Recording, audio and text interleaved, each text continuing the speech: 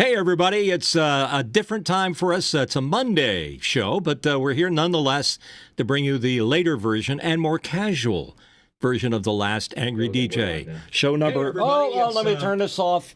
I just created a cardinal sin of leaving my YouTube feed up. Sorry about that. Anyhow, it's we're going to do a casual show. It's going to be loaded with unforeseen errors because of me just jumping in and being casual by wearing my hat, not shaving, because I do all of that on Monday or Sundays usually. But anyhow, here we are, The Last Angry DJ. My name is Mitchell Casey Hill, and I'm the guy that does the old stuff from the golden age of broadcasting. And the other guy that's here with me is our producer and bon vivant himself, Mr. Alex Knight. There he is. How you doing, Mitch? Good to be here for episode 73 of The Last Angry DJ, the show where we interview luminaries in the world of broadcast, everyone from ex-DJs to entrepreneurs to salespeople to people that work in marketing. And of course, it's not just about radio. This is the show that intersects old media versus new media. We've interviewed YouTubers in the past, and so this is the show where we discuss ongoing challenges in the industry of both broadcast and podcast and live streaming and production and all that sort of fun stuff. I'd like to introduce Mark Giuliani, who's an integral part of our panel. How's it going, Mark? How are you, Alex? And Mitch, how are you? Hey, I'm good. Good to see both of you. I'm looking forward to a great show and hoping we can answer a lot of questions. Yeah, it's a casual Monday show, so we're going to be casual about everything we do. And it's good to have you all here. Thank you for scrambling to make this happen, Alex. Alex was a very busy man over the weekend doing you were doing some music festival or something. The Apricot Festival, as I recall? How did that go for you? I drove up to the city of Lillooet in British Columbia here for the annual Apricot Music Festival. It was a great show. It was 2 days. We had some we had some challenges. It was not off to a great start for a few, multiple reasons. We'll get into that. So what's one of the things that I wanted to talk about was production issues. Yeah, it's always the case. Murphy's Law always, reigns supreme when you're doing a live event, and that's why you always do a test run. And anyhow, we'll get into that. I'm always curious about those things, all the things that can go wrong. Here's the deal: if anything can go wrong, it will go wrong. That's the way it usually works. And speaking of wrong, we were talking last week and over a period of time about the music police at YouTube. And the way to sum that story up, Rick, I'll just give you the quick thumbnail of it. What's happening is that people are getting flagged for copyright flags, getting blocked, and getting strikes because of playing music in a fair use situation. And Steve Stryker, Esquire, was advising us on that he thinks that what we do in the podcasting business, particularly people like Rick Beato, are doing things in the fair play arena, but yet are being nailed for various reasons. So we want to stay up with it. I think on a weekly basis, I'm going to update what's the latest on that, because Rick and friends seem to be gathering some heavy metal to fight this whole fair use thing, because it's not fair that us small podcasters are being thrown to the lions by YouTube. And the lions are the people that own the publishing rights, or just they might be bounty hunters out there that are stealing revenues just for the sake of getting all that stuff. So anyhow, we'll go into that. But I have a real quick funny story to tell. A viewer of the show and friend of the show, his name is Dave Adams. Dave, if you're there, hi, good to have you here with us, told me a hilarious story of a fair use situation. There was somebody doing, and I won't go into details because they may still be defending themselves. They were doing a YouTube broadcast, and while he was talking, he had his washer dryer, like I have mine behind me back here, and the alarm on his dryer went off, playing a little 3-note thing on his Whirlpool dryer. It was like dee or whatever the heck it is. He got flagged by Whirlpool on a content flag for copyright infringement because of the tone that was played on his washer and dryer.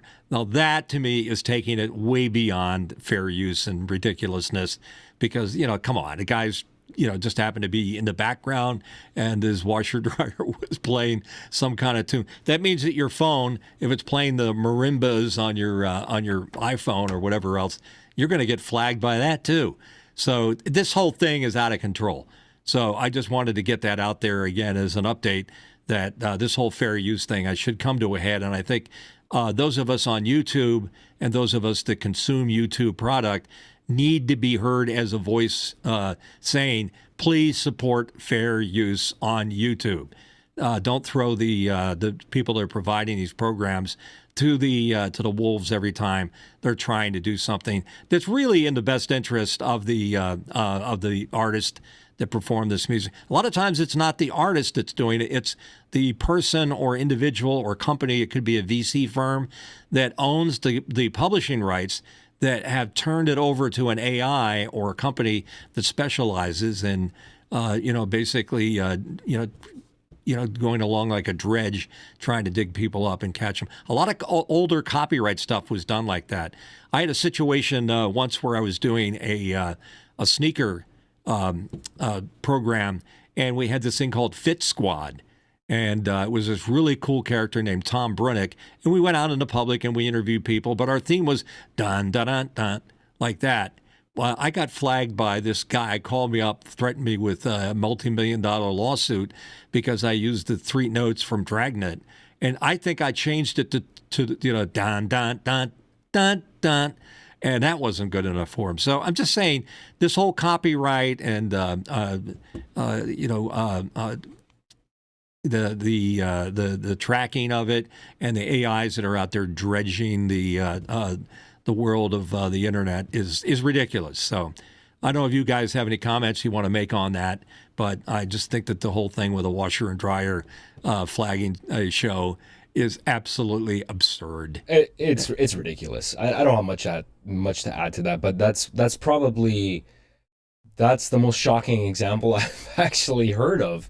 And I agree that I don't think that's going to get any better. I mean, Mitch, when we talked about this last week with our guest Steve Stryker, who's a media lawyer, it doesn't sound like there's anything positive on the horizon, and that's probably going to continue for the foreseeable future. And I don't know what the right answer to that is. Mark, do you have any comments about fair use? Well, I think it applies to all of the media, news and journalism as well, whether it's broadcast over the air or broadcast digitally. I think that, fair use is not a right. It's something that you argue in court, and it's up to a jury or a panel, an arbitrator or whatever, to determine whether or not you're using it as fair use or you're just outright violating the copyrights. So I think part of the problem we have digitally is the fact that it's really hard to police. You've got millions and millions and millions of podcasts out there. If you include not only what's live, but what's, on demand. And it's so a how job do for they AI, police Mark. all this? Right. Well, but it's AI, but AI doesn't know, for exactly. instance, They don't know the whether context. it's news or journalism, the context. Yeah. So it's really hard. We're in our, we're just beginning this whole digital age. So it's going to be a matter of time before it gets straightened out. Alex, to answer your question, I think what has to happen is that podcasters have to gather together, and I think Rick Beato has already started that. He's got his buddies, Professor of Rock, Justin Hawkins, and Anthony Fantano commenting on that, and they're having regular discussions. We're not big enough to be part of that discussion. We'd love to be because we got an unusual application, radio air checks, being used. It's certainly not trying to steal income, where the damages are being done. We're not doing damage. We're promoting the music industry. So anyhow, I think the solution is that we just need to constantly remind people that this is going on. We've got to call it out, and we need to complain, like the thing with the washer and dryer.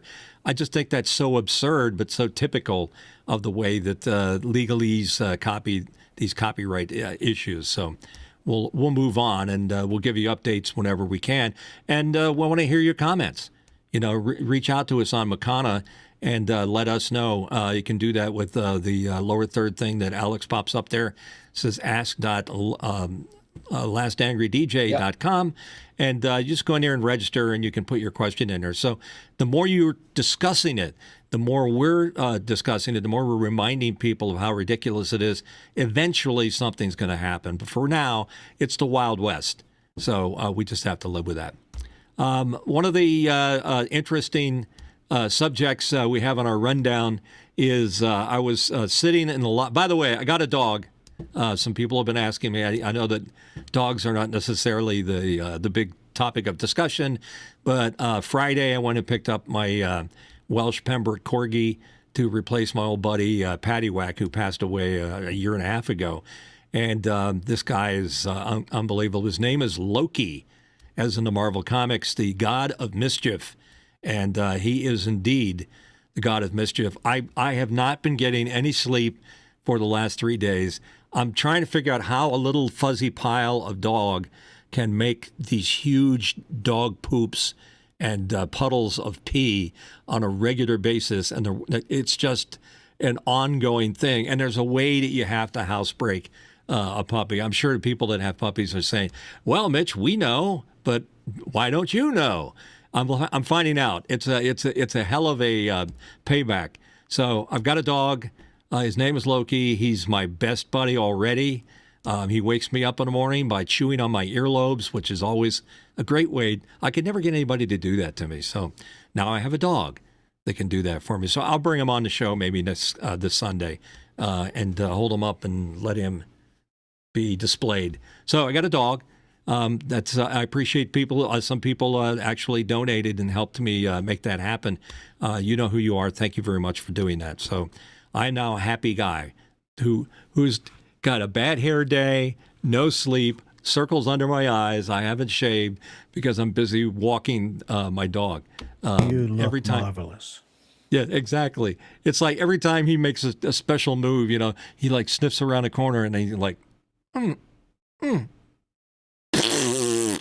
It's too late at that point. And you never punish a dog for, even if you catch them in the act. You can react like, whoa, what are you doing? And then immediately take them outside. If you catch it after the fact, please do not rub their nose in it. That's not polite, not good. You're being a bad dog owner. Just, give them time. They'll come around. I came around. You can come around. So there we go. Our next subject, which is kind of interesting, and it may be very, very short, but it's one that we can interact with our Mukana guests and questions, is what about thinking about ideas for podcasts? Everybody has a podcast for something. I think there are still many, many, many more ideas, and I'd love to hear what you think would be a crazy idea or a great idea for a podcast that you would like to watch. It doesn't necessarily have to be The Last Angry DJ. And by the way, the name The Last Angry DJ came from my good friend Tom Shustak, who's my business partner in doing video work. And he said, oh, what are you, The Last Angry DJ? I said, I like that. So that's why we have the name, because Tom came up with it. So do you have an idea for a podcast? And I'll start it out with one idea. I was sitting in the lobby here where I live at my condo, and I was watching the endless parade of people that come out of the elevator at various times. And they, of course, they all want to come over and talk to the dog. And that's the reason I was sitting there trying to socialize the dog. But I got to thinking, wouldn't it be cool to have a podcast, excuse me, getting messed up there, a podcast where you interview people in the elevator for the length of the ride. So let's say we go to the Beverly Hilton or the Marriott Marquis in New York on Times Square, and you set up the TV setup in there. It's like that taxi cab confessions thing that was out there for a long time. But anyhow, as a celebrity or an individual gets on the elevator, you've got, 30 seconds? It's a 30-second interview. It's better than TikTok. So that's my idea, elevator podcast, where maybe you could, do it in a 30 Rock, and you're going to get some of the gang from Saturday Night Live or Stephen Colbert before he goes off the air at CBS. I would think it would be great to do an interview for a minute, as long as the ride in the elevator lasts. And if it goes too long, then you get that. So I think that's a great idea. Maybe somebody's already doing it. I don't think so. So that's my idea, my contribution for a podcast is the elevator confessions, or whatever you want to call it. In the short time I've been talking about this, do you guys have any ideas for podcasts you'd love to see? I think there's too many podcasts. I think we could use a lot less, to be honest with you. So I'm going to take the complete opposite opinion of you. I don't have any good ideas. I think there should be a great culling of horrible podcasts from the Apple Podcast like directory. A Wraith culling from I think Stargate? we could probably lose about 250,000 podcasts. Okay, so Alex's idea is that we make murder more all room the for us right here. to make room for us. That's just so bad. The way you say that. All right, how about that? That's good. We've been going for what, about a year and a half? Yeah, and about that. So we've stuck through thick and thin to make this show. So nobody's asked us to leave the airways yet. Oh yeah, do you think? Actually, I didn't forward you. Oh, the you do stack have of, people. All right. Did thanks. somebody stack ask of us to mail. leave? I just haven't actually sent it to you, but there's a stack of mail here saying, please just stop. Alex, has anybody ever referred to you as irascible? No, I'm going to give you the title of irascible. Sure. All right, I'll take that. Okay, so Alex says, no, nada. Let's kill them. So you need to come up with some kind of a damaging bug or virus or something that kills podcast of not, or rating them, like the tomato thing. That had to catch on from somewhere. Where did the Rotten Tomatoes come from? It must have been like a couple of guys having beers saying, we're going to start rating TV shows. We're going to call them Rotten Tomatoes because they threw tomatoes at people on the stage. That was the basis of it. So I think that that's a legit comment, Alex. And he would start by eliminating this show. But I agree with you, Alex, in general. I mean, people that show off what they had for lunch or what's sitting on a plate in front of them, they're getting ready to eat. Who cares? I mean, that's just way too much information. I'm not interested in that. Mark, how do you feel? I tend to agree a little bit with Alex in the sense that there's a lot of bad shows out there. But I look at it in a different way. I look at it as that's the opportunity for anyone to put together good quality productions and rise to the top. And it doesn't matter whether it's a podcast, whether it's a broadcast. It doesn't matter what kind of cast it is.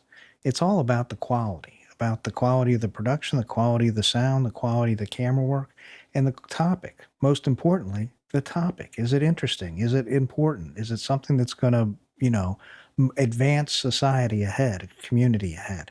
Because it's all about community. But I do want to get back to your idea. How are you going to get a couple cameras, some lights, some recording equipment, some good mics, really small, all in a little elevator cab? Tiny little, and then you're going to have to do it in hospitals so you can use the big elevator boom, cabs. Hitting each corner. Maybe it's a loading elevator. Maybe they put a bed in there in the loading dock, and then you're sitting in bed with. The only place you can do it's going to be a hospital. So you have those big elevators. Yeah, exactly. Anyhow, I just thought it was a cool idea because the idea that it's time sensitive. Hey, look, if I were here pitching TikTok before it was the huge success that it is, would you say, hey, that's a good idea? 10-second, 20-second program where you do a dance. Wasn't that how TikTok started? Alex, dancing people for 10, 20 seconds? They play some goofy song sure. and they dance to it?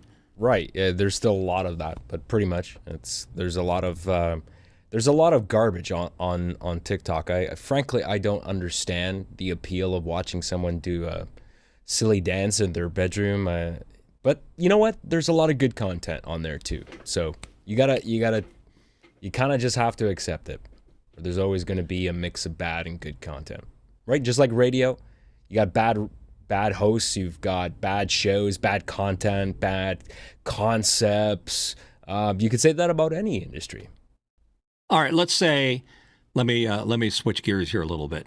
Let's say you just bought a new radio station. This is all hypothetical, so it doesn't cost us anything. You just bought a new radio station serving a media market, maybe top 100 market, something like that. What would be the format that you would put on that station to make it compete in today's business? Now, that's a situation that could happen to any broadcaster saying, well, I'm not quite doing well with punk country here. Maybe I need to change the format to something that people can get into. Mark, I'll start with you. You own a couple of stations. What would it be like if you wanted to you could have any format in the world? What would be your format that you would support? Let's say you're a Rockefeller. You can spend any amount of money that you want to. What would you do? I don't have a conflict of interest in this discussion.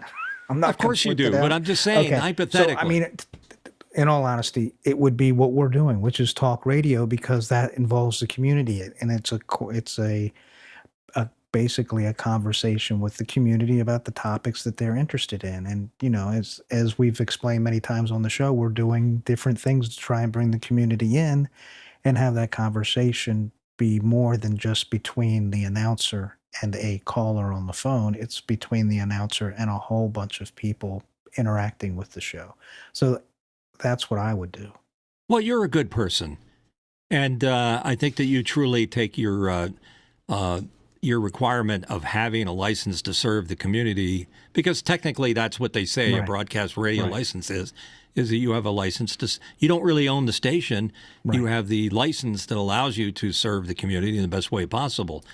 Yet, do you think that they treat it like that? Maybe sometimes not. But what would be interesting is doing a show about music that has the same technology that allows a group of people to talk about different types of music and, the history of the songs and, how the performers did things different ways, whether they were live or whether they were recording in a studio, all the fascinating things about music. Well, let's jump over to Alex, because his buddy Lenny, or Larry, excuse me, his buddy Larry does that, and that was accepted as a cool way to go. How would you do it, Alex, if you wanted to have your own station? This hypothetically. I'm with Mark. I would do talk radio because, I mean, I'm sorry. I don't see radio stations with just like music only formats surviving another 25 years. Not in the way of like something that could actually really make money. I think that ship has sailed. People want to hear audio, higher quality audio on their devices. But I would do the complete opposite of what most talk radio stations do.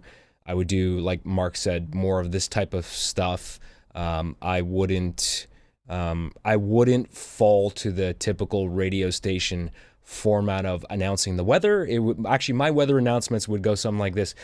So the weather today is currently, well, considering you all have a freaking smartphone in your pocket, you could just glance at it and it'll tell you what the weather is. So what's the point of announcing it on the radio? Don't be lazy. That's what I would say. All right. Well, let me teach you a little thing, something about radio. Teach them. You're selling that time.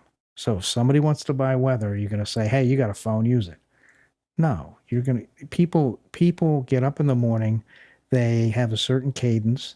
Sometimes they're watching TV or they're listening to the radio. They know by the time weather and traffic rolls around, they have to have shaved or they have to have done whatever because they got to hit the road by the time 7:30 hits or bottom of the hour. So it's really important when you start managing the clock to follow. We could do a whole show on managing the clock, right, Mitch?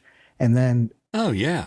And then, and so part of that is also making sure you can do certain things at certain times, which traffic and weather are good things to try and build different businesses on, try and build that brand. And people will come to love a business if they hear it supporting the local community. You know what?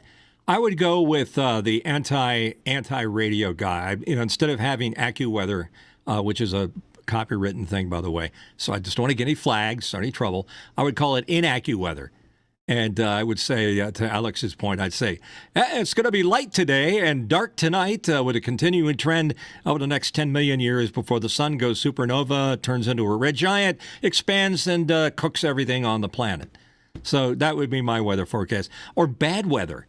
or bad things like buffalo and bears and elk are all escaping from Yellowstone National Park in anticipation of some natural disaster that may be brewing.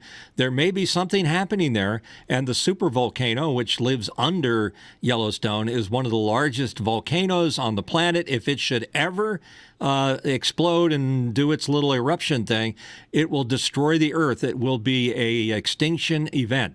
I think just bad news. You just take everything and say, hey, we've got 30 drunk drivers on the highway. Let's work hard at that. Let's get 40 drunk, and we'll put it on our YouTube channel. I know Mark is shaking his head, but I think it would be entertaining doing something satirical. I think it would. Do you think there's room for a chronically depressed, dark thought? Like DJ's like, okay, so everything's horrible. Like Stephen today. Wright, rest his soul. The comedian Stephen Wright, come on, be the ultra depressed. On borrowed time, man. Yeah. Or that robot on Hitchhiker's Guide to the Galaxy, the one super depressed robot was always. Yeah. He was very entertaining, very funny. So That's our suggestion, Mark. Anti-radio as a format that the satirical. I'm sure we could get into politics and win some awards with that. I think my radio station would go out of business within 24 hours.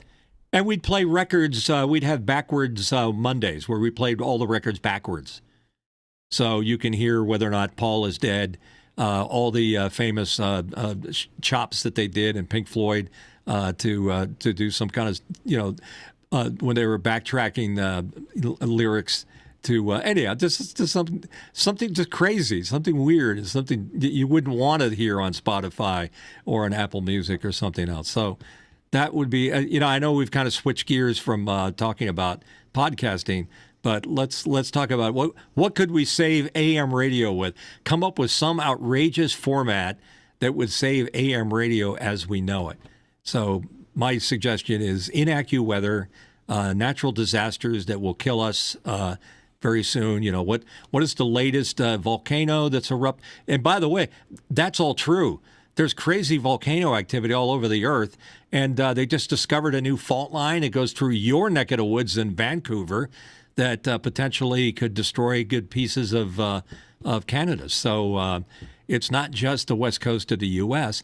And we also have, I've had earthquakes here in Wilmington, Delaware, where we've had a 3.5 not too long ago. And I remember a long time in the 70s, there was like a 3.6 that was centered under the Delaware Memorial Bridges. Go figure, in the middle of the Delaware River. What's that? I said you'd sleep through that. That's nothing. I didn't sleep through it. I thought the roof was caving in on the house. Have you ever been in an earthquake? Well, not at the episode. Will get your attention. Yeah, not. I haven't been anywhere near that. I felt the after, like it was much further away. But that's probably why. And there are different kinds of earthquakes. Since we're on the subject, the kind of roll. Mm-hmm. You feel like you're rolling like this, and then there's something just jerky from side to side. I think San Francisco gets its share of those. And the Pacific Rim, they've got a lot of activity in that, what do they call it, the Circle of Fire that goes through all those countries, Indonesia. And they're having issues with, and we just had a volcano erupt in the United States, first time in 800 years at this particular location. We did have Mount St. Helens. So, do a story on all the natural disasters that's going to, the latest on asteroid WXZ is that now has 3.5% chance of hitting the Earth and destroying us all. And brought to you by Bank of America credit cards. Get your credit card in before the natural disaster, and you only pay 4% on the interest before the earth-shattering result. I'd buy into that. If somebody said that a week from now that the Earth will come to an end, I'd be out there getting loans and signing agreements. And by the way, Bank of America doesn't endorse this conversation. In fact, we're probably getting a strike right now for just even mentioning it. So anyhow, I just think that radio formats, something new, something different, something interesting. Look at Stephen Colbert. Now he left a successful satirical political show where he played a crazy right-wing pundit and had guests on and played this role of right-wing radical behavior and, go America and this and that. And it was entertaining. I mean, I didn't necessarily believe in the politics that were involved in it, but it was funny and interesting. Maybe he can go back to doing the Colbert Report. Who knows? So there's lots of ideas out there. I agree with Alex. I think bad ideas or really, weak concepts, and another podcast about what you had for dinner or salads or appetizers. I'm not interested in seeing the food you eat or your medical condition. Maybe puppy shots. Cats are big on YouTube. Cats doing weird stuff. Cats, they have a whole section of videos of people that the cat is eating on its dish on the ground, and they put a cucumber on the ground next to the cat, and the cat eventually kind of just leans over and looks at the cucumber and freaks the fuck out. Jumps high into the air, like 5-6 feet into the air. I think those are very entertaining. You ever watch those, Alex? The cats going crazy on YouTube? Yeah, I don't watch that stuff on YouTube, but certainly other. Oh, hold on a second. Whoops, I got a problem here. Let me do that. Well, I don't really spend. I love cats. I just don't waste my time watching a lot of that whole stuff. I'm constantly learning. I'm seeking out stuff, so I'm always trying to get better at my craft. So I watch a lot of technical videos about production, learning more about camera technology, how to use them, that kind of stuff. Anything related to audio, anything that'll further advance what I'm interested in. But that's me. I think that what the logo on your hat is interesting, and so does Jerry Hoyle. He says he's old enough to recognize the 45 spindle on your cap. Oh, you just gave it away. I was going to give away an Arby's coupon. All right, sorry, that's okay. It is a 45. This is the thing that you put on a 45 record. It has the big hole in the middle. You put it in there so you can put it on your record player with the small spindle. So when you put that little gadget on your 45, it would allow you to drop it onto your spindle. Alex, am I visualizing this properly? Have you ever done that? Yep. You have any 45s in your library there? I do you're have a vinyl man. I'm not a huge collector of 45s. I do play vinyl. I think most people know that because I've talked about that before. And yes, I have one of those things for 45s. I do. There you go. I have a handful. Mark, thanks for bringing that up. What's a 45? It's a disc that's smaller than an LP. An LP is about 7 inches, and a 45 is about yay big. Some 45s are smaller. Was 12 inches. Yeah, that's right, 12 inches. Yeah. An EP is 7 inches. You know what an extended play? Yeah. It's like a 45 that plays extended play. So if you have like a song, you can only get so much music on a 45. Like I remember classically that Papa Was a Rolling Stone by the Temptations broke all the rules. First of all, it was a great song. But it broke all the radio rules. It was longer than 3 minutes, which was back in the 60s and 70s. You had to have a record out. You had to be 3 minutes long because that was how much time they could afford to play that. But the other thing was that you could only stuff so much space on a 45, so it was around 7 minutes. And on the Papa Was a Rolling Stone, I don't have it here to play it. And if I did, we would get flagged by the music police. But you can hear crosstalk. So when they were singing in a quiet part of the song, you'd hear the bass line going bum, bum, bum, bum, bum, bum. But you would hear in the background a little quieter, like bum, bum, bum, bum, bum. Because the grooves were so close together, they would interfere with each other. See, that's the kind of trivia that I think people would find very interesting. There's, what is the Pink Floyd song where they have... you can hear the repeating lyrics in it. I think, or it might be a Led Zeppelin. I think it's Pink Floyd. Rick Beato would kill me if I mispronounced it or misattributed it to it. But it was a mistake. They recorded an extra vocal too close to the main vocal track, and because there was other things on that 24 track, they couldn't kill the overdub. So you can hear a doubling of the vocals on the song. I'll remember it before the end of the show what it is. So, yeah, cool stuff. Thanks for bringing that up. It's cool. And again, if you have a question, you want to bring it in on Mukana, we appreciate it. I know we're on an off day. This is not our typical broadcast day, but it is a Monday. I didn't shave. I have bad hair. Look, how bad can it get? And we started the show a little off kilter because we just weren't really into doing the show on a Monday. But we're here. That's the important thing. We're keeping it real. That's what radio does. All right, Alex, you have an interesting... Yeah, go ahead. You have a comment? I was just going to say, would it have been the song Echoes by Pink Floyd? And did no, they do it on but purpose? it's not quite that obvious. Okay. But I gotta get the song and say, yeah, do you hear that? Oh, no, you know what it is? It's Led Zeppelin, and it's Whole Lot of Love. When he's belting that main lyric out, you need me, and then you hear it way soft in the background. Who sings that song? What's that? Who sings that song? Whole Lot of Love. You want to hear me sing it again? No, I said who sings that song. You're supposed to say Led Robert Zeppelin, Plant. and I say Robert Let Plant Them. Sings. Okay, well, Robert Plant sings it. He has a great voice, but it's so loud. There's crosstalk in the background, and you can hear the voice. Alex, you've heard it. You're a vinyl aficionado. You know what song I'm talking about? Of course, yes, I know what you're talking about. Yeah, and it's a double vocal. It's song. not. It wasn't intended. It's a happy accident. Yeah, but yeah, you just schooled me. I had no idea that was the case, to be honest with you. Yeah, it was a crosstalk problem. I thought I've heard all the stories about recording Led Zeppelin records, but I haven't heard that one. Now, there you go. See, you know, come to the show, you'll be surprised at what you may learn. Papa was a Rolling Stone, the same thing with the Temptations. See, we've got the good makings of a podcast here. Trivia about music. We can't do it because of the music police, because I can't sing like Jimmy Page or Robert Plant. And I mean, I did a pretty good imitation, you got to admit. But it's without the demonstration of what the problem is, and without getting flagged with a copyright infringement, we wouldn't stay on very long. They'd either be stealing our money because copyright infringement, we're taking all of their monetization, or we get striked and then we can't hear it because it got blocked or strike. What is it? 3 strikes and you're out.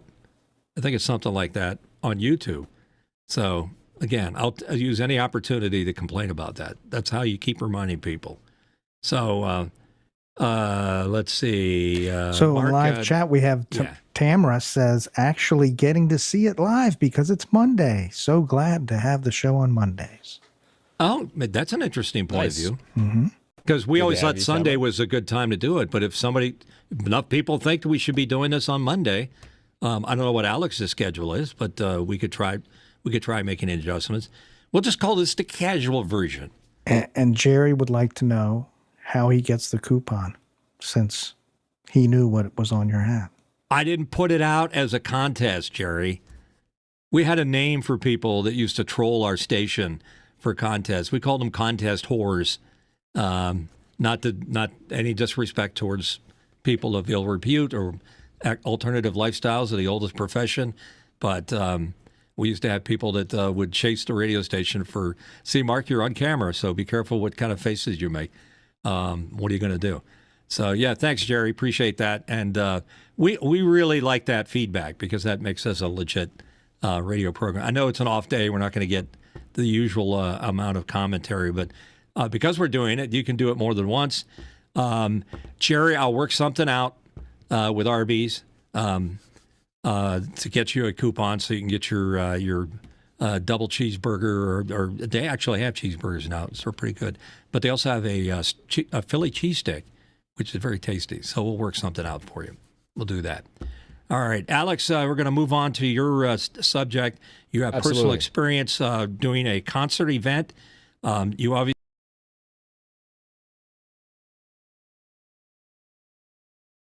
you ran somewhere up north in Canada to do it. What was your experience?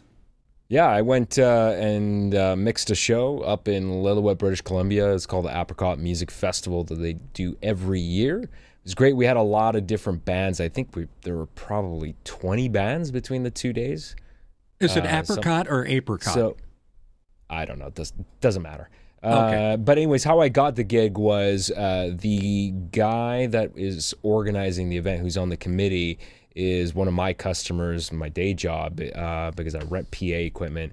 And I've known him for quite a few years. We've been renting equipment to him for the last couple of years. And so we've formed a relationship. And anyways, it was a great show, but we had our technical challenges, and that's what I kind of wanted to talk about today. Is the types of challenges that we experience. Maybe we can each share some stories in any kind of production. It could even be radio related. Doesn't necessarily have to be radio related. It could be any kind of production, whether it's audio or video. But when things go wrong, how do you actually handle it, and how do you get through it, and how do you hopefully plan for better resiliency and redundancy even in the future? So that's what I wanted to talk about. Some of the things that I wanted to share about this event was day one. First of all, it's a very dry, that city is in a very dry part of BC, and typically it's dry very, very drinking hot or... in the summertime. Oh, okay.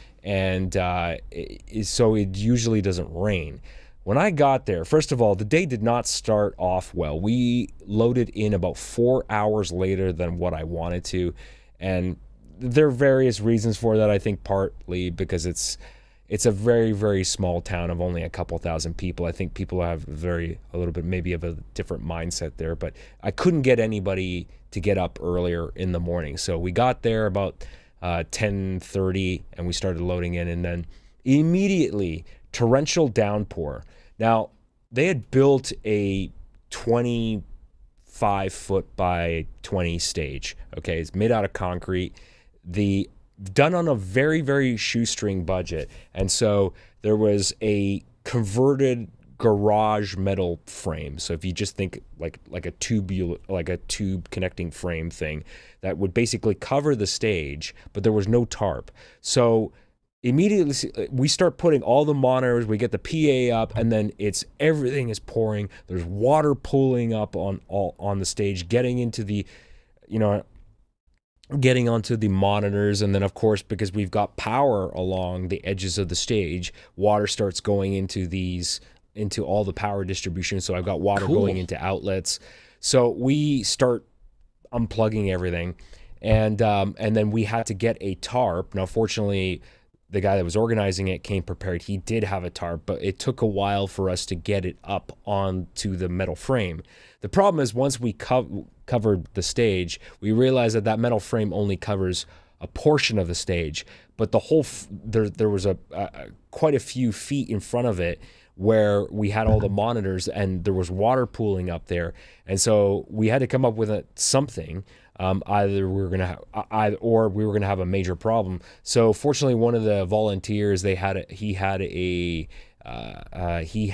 tent that he had purchased off of Amazon for his wedding, just a real cheap tent. So he brought it. We set it up at the front there just to cover the rest of the stage, and the show went on. And then that wasn't the only problem that we had, and that slowed us down quite a bit. And then when I got everything set up, I hooked up the consoles, and then I had some Dante patching problems. And that was actually on me because I thought I had set it up and tested it properly, but I had not. There was one aspect of the patching that I'm not going to go into too much into the weeds, but I really should have tested it and got it working a month ago, and I didn't. And so that took me a bit of time to kind of work through it, and then I eventually got it working. So that was and then so we had to also, because of the delayed start time, a lot of the bands had to cut some of the songs that they were doing. But other than that, everything sounded really fantastic. We got a lot of great comments and feedback from everybody at the show. They said it was the best ever, so we had a good turnout. Then day two, very close to finishing time, at the second to last act, I had a problem that was coming from front of house, and at first I thought it was one of the microphones, maybe the diaphragm was blown, and it turned out after I started looking more closely at the PA that we were pushing. I was driving the PA a little too hard, and so we were pushing about 100 dB towards the end of the night. And usually I try to mix around 94, so I was pushing it a little bit harder than I normally would. And so what happened was all of the PA has like a protection limiter circuit, basically, to protect the speakers from getting blown. And so we had been pushing too much signal into the PA, and the limiters were on and working really, really hard. And so the problem that I was hearing through the PA was the dynamics getting squashed. The limiter was just pushing everything down, and you could really hear it in the guitars. That there was this kind of swelling effect where the guitar was going like wah, wah, wah, like that, like in and out, because the limiters were just absolutely crushing the dynamics, trying to protect the speakers from getting blown. So I've got to re-architect the whole PA for next time. We need to make some changes because it wasn't quite enough for the outdoor venue that we were doing. So again, these are all things that I'm learning because I don't do a whole lot of, I don't mix a whole lot of concerts anymore. And so just, simple things I find, like even right down to coming up with a checklist when you're packing. Like I missed, there was one item that I was supposed to pack, which was the power supply for this Anchor power brick that I had that was going to power my laptop. So I had no way to turn my laptop on. And I was lucky enough that I had a secondary computer. Otherwise, I would have had no way to remotely control the monitor console. So that's another thing. I had two consoles, one Yamaha DM3 as the basically acting like a stage box where all the inputs were coming in, and that was doing the mixing for all the monitors. And then I had another console at front of house. So get this, about 15 minutes before the headlining act was about to wrap, I'm remotely controlling the monitor desk, and just poof, the connection disappears. I can't do anything. I can't control the console. I've lost complete control over that console. And so I run up to the console and I see that the console screen is frozen. I can't do anything. So I have two decisions. I either let the band finish because it's still passing audio, or I tell the whole band to stop and power cycle the console, which of course I'm not going to do. The band was almost done and it wasn't a total disaster. I just couldn't control anything. So I let the band finish, and that was kind of my 2 days. So now I have to deal with a whole nother issue that was completely out of my control, is I have to have a conversation with Yamaha to try to figure out what had happened there, because it sounds like there's a really bad bug in the current firmware. Do you know that some of the biggest front-of-house mixers out there that go on tour use analog boards for that very reason? Because analog still is very, very, very dependable. Yeah, but that's a really tiny percentage of people. Yeah, but it works. That do that. All you the can big have touring failures. You can have failure with analog hardware, with digital consoles. You can have that failure. The thing with the Yamaha DM series, though, is the DM series is a newer console line, and I think it's not as tried and true and tested and proven as some of their other console lines that have been around for at least a decade. So I think the firmware on these DM3s they need a little bit more work. This one that I've been using for about a year now has never locked up or crashed on me. So it's really strange that the other one suddenly had a problem. So I'm not sure I would even be able to reproduce it. Did you take the board really out of your studio there? I took both. Yeah, I have two of them. I took both of them. Wow. So you knew it was working. You knew it could work under the right conditions. It just didn't. Yep. There's always something that can happen, and that's why you've got to do a trial run before you do the Master Blaster show, because there's always going to be something going wrong. Mitch, I've had situations where share some stories. Especially with wireless microphones, is that they work great during the sound check. But when all the people came into the venue and started standing there, we had all these meat puppets standing between us and the receivers, where we were trying to get that signal around. All of a sudden, the wireless didn't work anymore, and the only way we found that out is that we were doing we did the rehearsal, and then when the place started filling up, it's like all of a sudden again, old analog wireless mics. They're back in the day, you run into these problems. So, you just have to be so extraordinarily paranoid to anticipate these things. I'll look at our friend Alex Lindsay on Office Hours. He does a lot of major league shows. You think for a moment that these programs that you do sometimes that are corporately sponsored. Very, very big money involved. You have to make sure that everything is done correctly. I used to produce content for major corporate shows, and the company I did the content for, I said to them, how come you're not going out and staging these events? Like, we'd produce this beautiful program, and I would say, well, why aren't you staging this? There's money to be made there. And the answer came back to me, if we make our money on creating the content, and we go out and stage, now we're taking on an extra responsibility that has many opportunities to fail. Do you think they're going to pay us anything if that staging opportunity fails? So that's just an example of people that are just extra paranoid that try to be a little more conservative about this. I mean, Right. has this made you more of an optimistic or more of a pessimistic? Obviously, it has affected you, this experience. It's going to affect the next time you do an event like this. It has, but you know what? It lit a fire under my rear, so to speak, to just come up with all sorts of different ideas to make it better. And for me, the number one thing is, no matter how I'm feeling inside, it's important, as someone who was really running the show, was to basically not show, like, if I was... And I was feeling a ton of anxiety because everyone's looking at me for getting the show working. It's a horrible feeling. But it was important to stay calm, stay as and just be a pro about it, recognize and acknowledge the problem, and also just not show that. Because if I was screaming and panicking and shutting down, emotionally, then that just it wouldn't make it doesn't me help anything to do that. It doesn't help anybody. We're just trying to put a show. We just try to do the best that we can. And look, let's just learn from this. Let's discuss how we can make this better the next time. Another thing that I actually ran into that I forgot to mention, and I've never seen this happen, but near the end of the show, I heard a pop come out from the main PA, and after the last band finished, we started striking the whole stage, and I pulled one of the XLR cords that was connected to one of the microphones, and it was severed in half. And I Really? could not for the life of me figure how the hell did that cord get severed.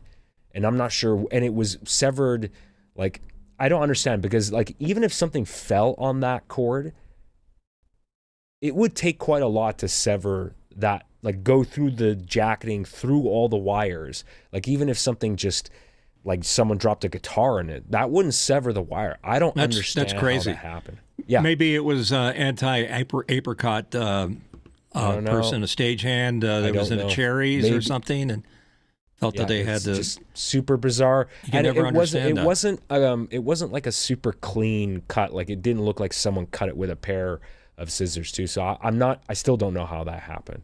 But Okay. overall, the important thing is that we had a good turnout. We had probably about 500 people there. The town had a great time, and all the vendors sold out of their food, which didn't happen last year. So they had more people there.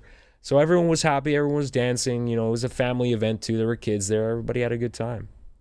Well, just to give a paraphrase to this whole thing is that when you take on that kind of a responsibility, Alex, as you do on this show, you're responsible for the technical aspects of this program, the producer. You worry about every detail.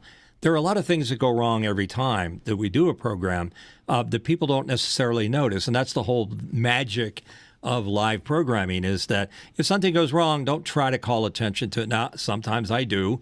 That's me keeping it real. But you don't have to do that. You can be professional about it. And like, for example, people don't know that you rushed from that event to come here to do this show with very little sleep and up to the very last minute. And as soon as that tape machine started rolling, you brought it to the show. Now I know that when the show ends, you're going to go, it's going to knock you down coffee. for at least. I'm not going to knock you down, but I'm just giving you some respect here. I appreciate that. Thank you. Because those are the kind of things that happen when you're on a show live. Mark, you do live shows all the time, and some other national shows where your station is providing facilities for a national talker that's doing something. When something goes wrong and it's not even your fault, what do you do? panic, Yeah, freeze, but control scream. panic because you don't want to bring the whole show down because of the panic. No, that's right. And Tamara right here in the chat says failure in live events is basically my life for the last 40 years. So great to have someone else talking about it here on the show. We've had obviously, we've been on the air for 45 years. We've had lots of incidences that we've tried to maintain composure through. Just this past week, we do a show that's very similar, set up in a very similar way to this show, and we had someone give away to friends their secure link to the show that let them come in through camera and video, and so in our green room, it suddenly started filling up with members of the audience. So I had to figure out who's really on air and who's not on air. And Yeah, well, it was very interesting. The things that, like Alex was talking about, that are totally beyond your control. And I used to have this thing where I would do, we would do these shows for big corporations like DuPont. And if something ever went wrong, and you could cover every eventuality, and things can still go wrong. They had this. I mean, the DuPont people are going to be mad at me for saying it this way. They always had this one ass theory that if something went wrong, somebody was going to take the blame for it. May not be the person that caused it, but somebody's going to take the blame for it. And I have before, and it wasn't even my fault. And you start going, but it was Charlie over on the front of house. I told him that monitor was too loud, and when Ed Woolard got blown off his chair at the front it's like all of a sudden everybody's decided that you're going to be the ass today that gets it. Yeah, that's part of the thrill of and the energy and the excitement of doing a live event. And as much as everybody has lots of suggestions for how Alex could have done things differently, there'd probably be some other eventuality that there wasn't enough money involved in the production. It's obvious that the venue was kind of iffy, that things happen, and your ability to solve a problem in spite of that and try to let the show go on. That's the mantra of anything that's broadcast, podcasted, or done in a concert, is the show 100%. must go on. Your entire power could go out. And I've heard of stories where stage venues have lost power, or a big weather system comes in and their generator goes out. A lot of these shows, by the way, they have generators providing power because land power isn't dependable enough. And the band just sort of compromised and said, we're going to do an acoustical segment of the program. That's the beauty of it. Alex, what did you drove back, so you had some time to think about all of this, the weather, the lack of stage cover. What did you take away as being the things that you could control, and what will you do next time?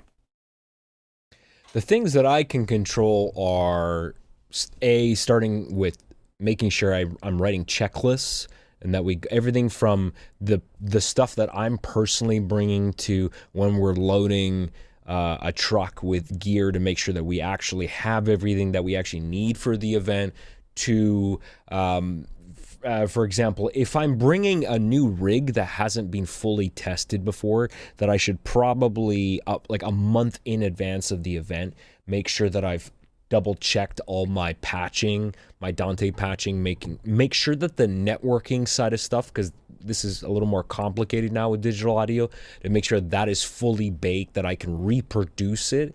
Do you guys have a sound check? Did you have we do option of doing that? Yeah, we do. We do that. Okay. Absolutely. Sometimes you can't. I'll talk more about that in a sec. But so those are the things that I can control, and I think there's a lot of other stuff as well when it came to communication stuff. Now, so this is another thing, is I've been invited to be a board member to organize this thing in the future. So they want me part of it. So I'm going to be working with them to discuss what we can do. Because for me, these types of community events are super important. I really believe in them. As someone who's a musician, I think they're super important. Everyone benefits from it. And I'd like to really work hard to try to see if we can grow this thing, get better vendor support, get more grants, so we can, have better gear at the event, and even attract better talent, because to attract better talent means we got to pay them. And, a lot of the bands were local, and we had a couple from Vancouver, but it's really hard to book out of town bands because they need to be paid appropriately. And if you don't have the budget for that, that really, really limits the type of concert that you can put on. So, explain to people what above the line and below the line costs are when a band comes in. There's a contract involved, and there's all kinds of crazy stuff on that contract. Explain what that is. Well, I wasn't involved with any of that stuff this year. But you will be if you're on a board. Yeah, I'm not really good with stuff like that because I don't really deal with a whole lot of contracts. So I'm gonna have to learn that, Mitch. So do you actually want to explain what above and below the line is? Because honestly, I couldn't tell you. Well, there are things on a contract where the band or the artists that are coming in will say, "I want a Fender bass, such and such, Marshall amplifier, certain kind of drum set, front of house. We want a Digico board with Joe Blow as the mixer." All the requirements that they have that become part of the payment that you have to make to them. And then some of the below the line things are the crazy. I forget the term for it, but they want red M&Ms in the plate. They want a 6-pack of Molson. All those little tiny details. The bigger the band, the more details there are on that contract. So that managing that is crazy. And I usually have found that when I was in a position to grant some of those requirements on the contract, I just crossed off at least half of them and just said, "Well, I'm not going to do that. It's ridiculous. I'm not going to put a grand piano in the green room just so you can doodle around with the piano." Yeah, the thing with this event, as far as I know, it's very loosey goosey. As far as I know, there were no contracts. It was just all back and forth email communication with bands saying we're going to do this or we're not going to do this. There were no formal contracts, as far as I know. So again, very, very kind of not what most people would be used to for production. And I want to take it there. I think we need to do that. We need to have discussions because the bands had certain requests about certain gear, and we had to, we were working with limited inputs this time. And so we had to take, actually, with the drum set, I had to take the larger 18-inch floor tom off because I don't have another mic input to put a mic on that thing. So of course, every band, they're picky about their guitar tone, but because we had such limit, when you're having so many bands and very, very little time to do quick line checks between bands, and I've got to make adjustments. We have very, very little time. We don't have the time to dismantle a drum kit and bring out another drum set for that band that must have a Sonar drum kit, or the other band wants a DW drum kit, or the next band, the guitar player wants a Mesa Boogie amplifier, but the next guy wants a Marshall. We couldn't do any of that. We had to have, you're only getting one bass amp. That's what everybody's playing. You're only getting a Fender Deluxe Junior, that's what you're getting. But wait till you get the choice. The BTO reunion up there. Then you're going to learn a little bit about what contracts are all about. Technical rider and your hospitality rider. That's the stuff that Mark is using the right term. I'm game for that. I'm totally fine for that. Yeah, where are you going to put them up? What are you going to have hot and cold running? Fountain soda for them. We should do a show sometime just on the requirements. Like even Frank Sinatra had crazy hospitality stuff written into his contracts that if he's going to perform, that's what. The higher you go, the better. I mean, I'd love to see what Taylor Swift expects. It's probably pretty crazy because that's got to be one of the biggest touring productions out there. What does it cost for Taylor Swift to do a concert date somewhere? It's going to be in the millions. Oh, it is. It absolutely is. And I like Tamara's comment here in the Makana chat said, "I always tell people anything is possible with time and money, and we have neither," which is exactly what we had this time. It was really hard to even just pay people for this thing. So you know what? We've got apparently, I've been told that we are getting a very talented grant writer on the committee. And so hopefully next year we have a larger budget. I'll bring a different console. We'll have an upgraded PA system. Maybe we'll have more options for backline. We could figure out a way to do that. Maybe have a couple of different guitar amplifiers on a platform with casters that we can just easily, wheel them out to the stage and change all that stuff. Look, there's a lot of things that we could do better. Absolutely. There's always room where, Tamara also made another point too about working in film and working in theater, and that sometimes no matter how much you plan, things go awry. And that's absolutely true. Like you could always you could have the best crew, the best budget, the best gear. Sometimes things break down. Yeah, I have a suggestion. Pick a different fruit than apricot. Okay. Jeez. Get an expensive fruit in there, like kiwi. We might have to change the name. I'm not a big fan of the name, Kiwi Festival. Yeah, I don't like kiwi. It looks like an alien product of some kind. Yeah, it's an interesting subject. We see the wear and tear. I know you well enough to know just a little bit that Alex has had a rough friggin' weekend. And he chooses to stick it out and do the show. And for that, I salute him.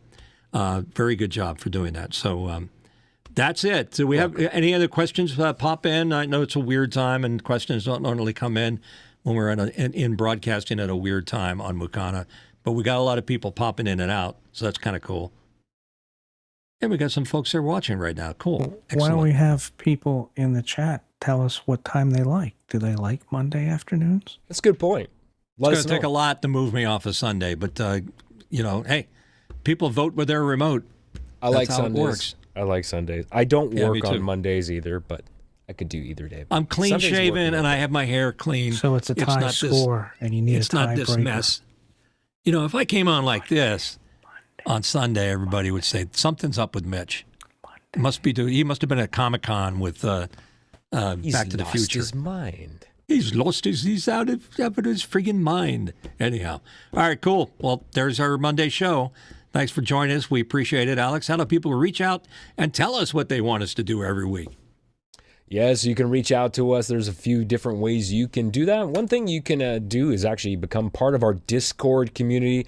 So if you are new to the show, if you're just tuning in now, if you scan that QR code that is hovering and right over my left shoulder right there, I'm poking it right there with your camera, you'll get a Discord invitation link, and that will let you right into our server where you can chat with us during the show or after the show. We've got lots of different channels broken up into different subjects that we can discuss. It doesn't have to be different guests or topics that you want to talk about on this show. It could be anything that you want to talk about.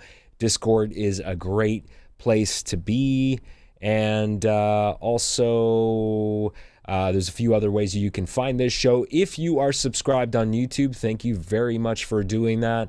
If you haven't, we would appreciate it if you actually did that and hit the thumbs up button as well. You can also support the show various other ways. If you just share it with a friend, that would be appreciated. And you can also donate by going to patreon.com/TheLastAngryDJ. That's patreon.com/TheLastAngryDJ. This show is also available as an audio-only podcast. If you prefer listening to it, you can listen to it as a podcast. Actually, it is available on YouTube as an audio podcast, but it is on all platforms. So it's on Apple, it's on Google, TuneIn, Stitcher, Spotify, Amazon, Alexa. You can ask whatever smart device you have to play this show, and it should work. I'd also like to thank the people at Boink Software, specifically Oliver Breidenbach, the main developer, and also his brother, Achim, for developing the Memo Live software, which is what we use to produce this show.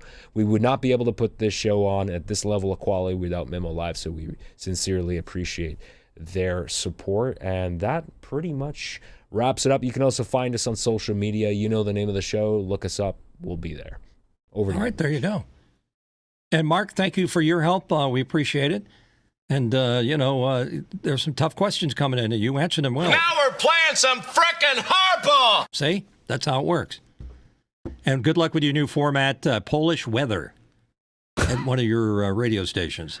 Polish Weather. Is that coming to a radio station nearby soon? You never know. It could happen. Okay. It's better. It beats out punk country. That wraps it up, huh? It wraps it up. That's it for it. Thank you very much. We appreciate you coming in on a Monday.